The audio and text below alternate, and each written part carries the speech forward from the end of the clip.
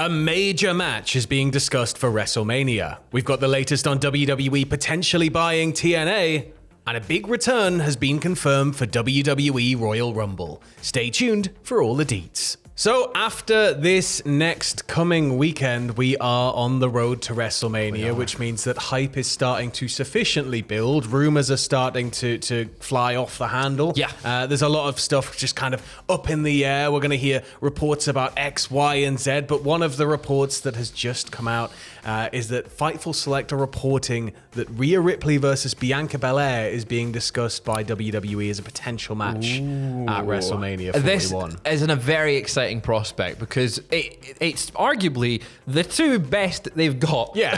That you could go, yeah, that's like the pinnacle. That's going to be a banger. It's going to be great. The question is, though, how do we get there? Do we have... obviously, Rhea is a world champ at the moment. Yeah. Do you have Bianca win the Rumble? Do you have it happen at Chamber? Do you have it? Which route do we get there to get this match? Obviously, Bianca currently a tag team champion. Yeah. How do we circumnavigate that? And all of the Jade stuff, and that's all kind of on the That's on the back burner. It's like, what's going on? This report, though, makes me think that the Jade's return is a little far off. Right. And it just makes me think that maybe that match that we could have had at WrestleMania, they just put a hold on it. They can't do right now. What's the best backup? Let's do Rhea Ripley versus Bianca Belair. In my mind, I can't see a bigger match in the women's division unless it's like Becky, Charlotte or something. This is the thing, yeah. Like, we've got potential for other names to factor into WrestleMania weekend. We do have two nights, though. Yeah, we do have two nights. It's one of those where this could take one of the headline slots on one of the nights. But either way, I mean, just the prospect of that is tantalizing. I think it'll be a hell of a match. And you're right, it's two of the best in the world right now. So why not? It's exactly that. And I'm trying to think the last time we actually saw them have a match together. And I can't remember. Let us know in the comments below if you know when it was. But like, it feels like 2 weeks ago. Yeah, 2 weeks ago. NXT. Yeah. It feels very overdue that we would get this match. It feels like the right time. It's like a Christmas present, but in April. Exactly that, Sam. That is a fantastic analogy. Well, moving over to the kind of new interdimensional, trading active zone that's going on with WWE and TNA. A report in this week's Wrestling Observer has revealed that some close to the situation between WWE and TNA feel that WWE purchasing and owning TNA outright as a separate group is apparently the end game to the partnership. However, the report notes that this isn't likely to happen anytime soon. Yeah, so that's the key line there. It was reported earlier this week on Wrestling Observer Radio that there's been speculation about this from the get-go. Exactly. The second that it was announced as a partnership, it's like, and then, what comes next? What comes next? Library purchase, company assets. So it looks like the latest update is that it physically cannot happen anytime soon. It is unlikely to happen.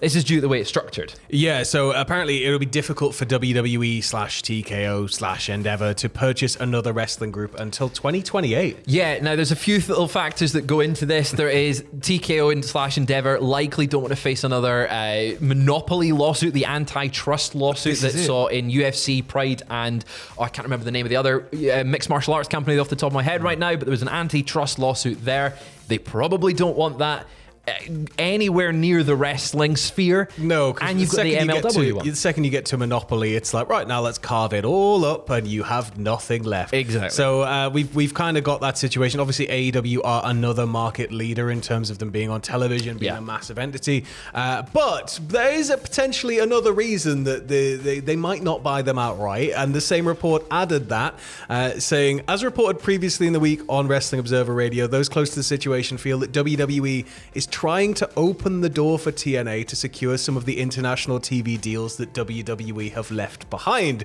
during the move to Netflix, which would make TNA effectively a nice big block for AEW. So it would essentially mean that if somebody chose to pick up TNA, they could do it in a way where there is no more no more wrestling allowed on said network.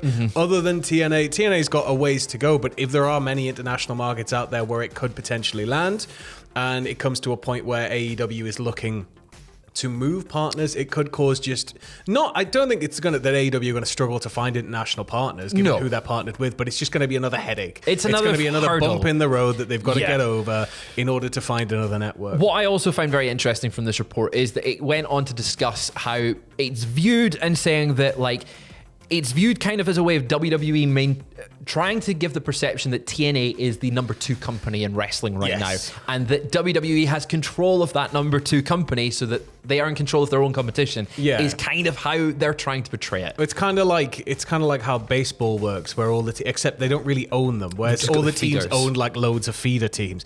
But yeah, if they can kind of build that perception, and quite a lot of people, unfortunately, WWE is wrestling to them. So if WWE are saying this is the second biggest company in the world, then quite a lot of the fans are just going to accept it, because why are they going to lie about that? And isn't it nice of them to have the second biggest company on TV? Look at them helping the little guy. Look at them. So it does a lot for them in that regard, and again could potentially cause a lot of headaches for AEW. But talking about AEW, we've got some plans. We do indeed. The Wrestling Observer newsletter reporting that despite both Swerve Strickland and Bobby Lashley being moved away from each other in its separate programs as of late, obviously Lashley just winning those tag team titles with Shelton Benjamin in the Hurt Syndicate this past week, Swerve being moved into a program with Ricochet. The plan, according to the Wrestling Observer newsletter, is for them to be both put back together at some point in the next few months. It is noted, however, that if the story between them doesn't resume, then, and I quote, it would be telling. This is off the back of some online speculation around the two not wanting to work together. However, there is no report to back that up. Yeah, it's all kind of rumor hearsay. I've seen a lot of people saying Lashley wouldn't like job to Swerve or whatever, and you see just kind of loose reports like that. But it's like, you're never going to know this kind of thing. So I think it's one of those where you've just got to kind of hope that we do cycle back to this. I hope we do resume in a few months' time, but it does feel odd to just sort of put the brakes on a bit. I hope we do, because they came across really well together. I like their chemistry. I think it elevates both men. It elevated Lashley more for me, because you're putting up against Swerve in Swerve's house. And it was like, okay, great. This is a great potential in this feud. I want to see it come back. Having said that, though, what Lashley and the Hurt Syndicate are doing right now with the tag belts, fantastic work. What Swerve is doing, fantastic work. Maybe it's better they don't come back together. I reckon if they're gonna, because a few months would be what, like April, May time.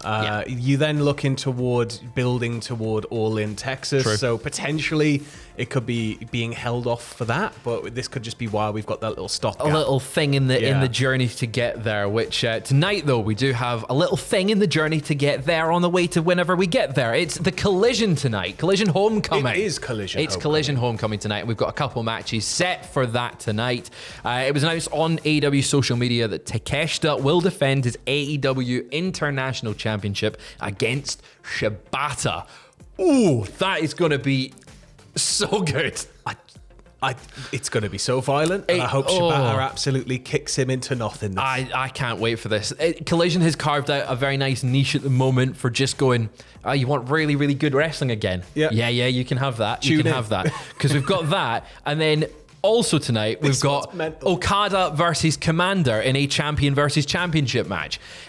That's also going to be fantastic. I can't wait for Okada just to batter him. Well, this is it. I'm always a big fan of Clash of Styles, and I can't think of how this match is going to go, but I think it's just going to, like, on paper alone, it's getting me excited, so can't wait to see it. It's going to be fun to see Okada just have fun in there, and I think Commander's a great opponent to have him compete with. But also, on tonight's Collision, oh my God, it's a very stacked Collision tonight. It is. But this one comes from the fact that there were weather situations, and because his in-ring return was postponed due to bad weather on this past week's Dynamite, Samoa Joe's in-ring return is now set to take place on tonight's AEW Collision. That is so also we've also got Joe coming back. Joe versus Nick Wayne on tonight's show. I think is just going to be Joe battering. It should just Nick be Joe Wayne goes down and sits in the ring every week, and somebody just comes out. There's just a queue of people. Like when you queue up to get slapped by Inoki, get in the ring, Joe chokes him out. Get in the ring, Joe chokes him out. It's like a get gauntlet. In the ring, muscle buster. Just Joe. But he just sits there. Yeah, give us that on Collision every Sometimes he week. doesn't even get up. They just run at him and trip, and he'll just grab him. The one thing I'm concerned about for Collision tonight, right? the weather. It's in Florida, and the weather is advertised as 3 degrees, and it's in Daly's Place. It's. Ooh. I hope you get some heaters. If you're going there tonight, I hope there's some heaters. All of the pub garden heaters, please, but not the crap ones. You need not the ones that look fancy. You need the ones that just work. Yeah. They're ugly, but they work. They work. But moving back over to last night's SmackDown, we got a huge announcement for the Royal Rumble by somebody who wasn't even there in person. So Charlotte Flair, we've been seeing these kind of vignettes of her on boats in a Rolls Royce. We saw another one of her last night. During the vignette, she just simply states that she is set to make her return at the Rumble. She's officially declaring for the match. So Charlotte, she's probably going to win it. I think there's a good chance she wins it. We saw the big text. Indianapolis, Royal Rumble, Charlotte Flair. She's back. She's here she's here for the show. You don't bring Charlotte back and then have her get eliminated unless you set up something massive. I liked that she, in her promo package, she said, the real GOAT doesn't have to go around calling themselves the GOAT. I think we're still going to have the old kind of undeterminate Charlotte, where you can't quite tell what any of her intentions are. Is she being nice? Is she being horrible? Oh, she's being horrible. Okay. Yeah. You got to wait until she finally attacks somebody to kind of get it. But I think that's what you want out of Charlotte, right? Yeah. But the big worry is that, yes, if you don't want Charlotte to win the Rumble, she's in the Rumble. And the likelihood is that she's probably going to win. She's probably going to win at some point soon. But after the Royal Rumble, over the next couple months, we do have WWE coming over to the UK for an extended tour. They're going to be here for like 4 or 5 weeks of programming, which is insane. Or maybe it's like, I think it's 3 actually. But our friends over at Sweet Chin Disco have announced an upcoming Wrestling Club Night tour that will coincide with that WWE tour, which will feature WWE legend Mark Henry on the DJ decks. This is alongside our friend DJ Ghost Bandit, who's DJ'd for us on our TikTok. They will be touring the UK for a series of Road to WrestleMania parties, which includes pre-show and after parties for Raw, SmackDown, and WWE live events throughout the UK. And you can find a full list of all the dates, the tickets on their website at Sweet Chin Disco. I'm quite excited for both the Sweet Chin Disco Sweet aspect Chin Disco and WWE coming over for a little bit of a jaunt. Yeah, Friday nights going wild in Glasgow. Well, that's one of the dates. The first word in WWE is world. So get out of America and just start touring. Nobody needs a home then. You don't need a mansion if you just live on a tour bus. Exactly. Yeah. But a little bit closer, tonight, Saturday night's main event, you can catch Adam Pacitti live right here, youtube.com/Cultaholic/live. It's on at 10 to 1 GMT. It's a very, very late night, but you can join Adam Pacitti and keep you company while you're all tucked up in bed watching some wrestling. The chat is live now as well, so go leave him some messages, and I'm sure that he will respond to you the second that he gets online. I'm sure he will. That's every been single it one. For your second dose of lovely bumper weekend wrestling news. We'll be back later on if anything else breaks, but if not, have a lovely weekend.